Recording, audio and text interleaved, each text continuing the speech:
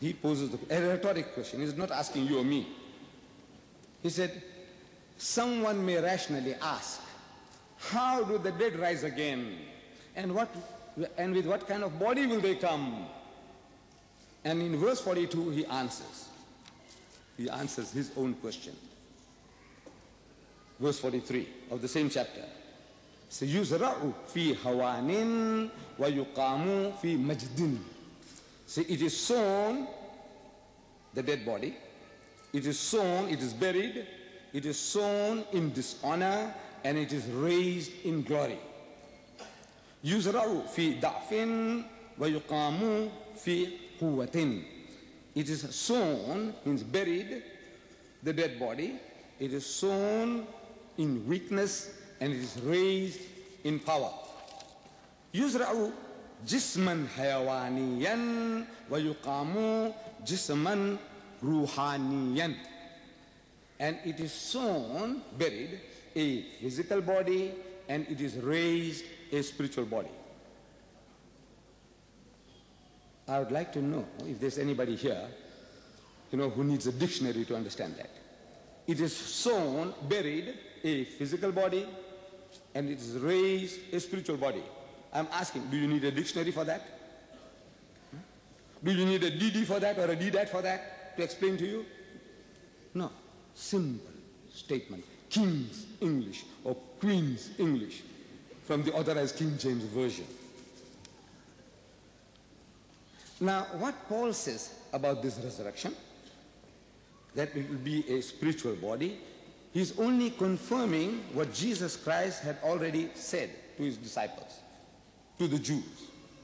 But Paul didn't have it before him, because he was about the first person to start writing these epistles of his. And he wrote 14 different epistles, 14 different books of the New Testament, more than 50%. He didn't know, he didn't hear, he didn't read. But Jesus Christ had said the very same thing. We read that in the Gospel of St. Luke chapter 20, verse 36. The Jews came to Jesus. They were always coming to him with poses and riddles. They were trying to test him out, make a fool of him. Master, must we pay tribute to Caesar or not? Master, this woman, we found her caught her in the act. What must we do to her? Master this and master that. They were always trying to put him to the test. Now they come to him with another riddle. A poser said, Master, Rabbi in the Hebrew language, there was a woman among us, and that woman had 7 husbands, according to a Jewish practice. If one brother died, and if he left no offspring, then the second brother takes her to wife. And when he fails, the third. And when he fails, the fourth, and the fifth, and the sixth, and the seventh. 7 guys had this one woman. But there was no problem, because it was all one by one. Now they are asking Jesus that at the resurrection, which guy is going to have her? Because they all had her here. So if you have her here, you want to have her there. That's the picture they're giving Jesus. Which guy is going to have her on the other side? Because 7 guys will wake up simultaneously, all 7 one time. And when they wake up one time, they see this woman, everybody says, my wife, my dear, my darling, and there'll be a war in heaven between the 7 brothers. Say, get away, it's mine. The others say, get away, it's mine. There'll be war in heaven between the 7 brothers.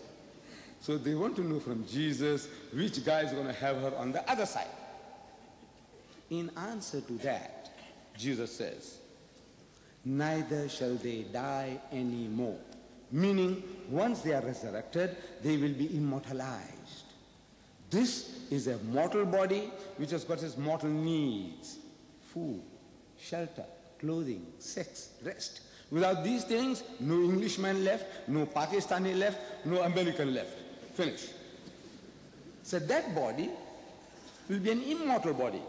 No food, no shelter, no clothing, no sex, no rest of the type that we know. For they are equal unto the angels. For they are equal unto the angels. Meaning that they will be angelized. They will be spiritualized. They will be spiritual creatures. They will be spirits. for they are equal unto the angels and the children of God, for such are the children of the resurrection. Such spirits. Luke chapter 20, verse 36.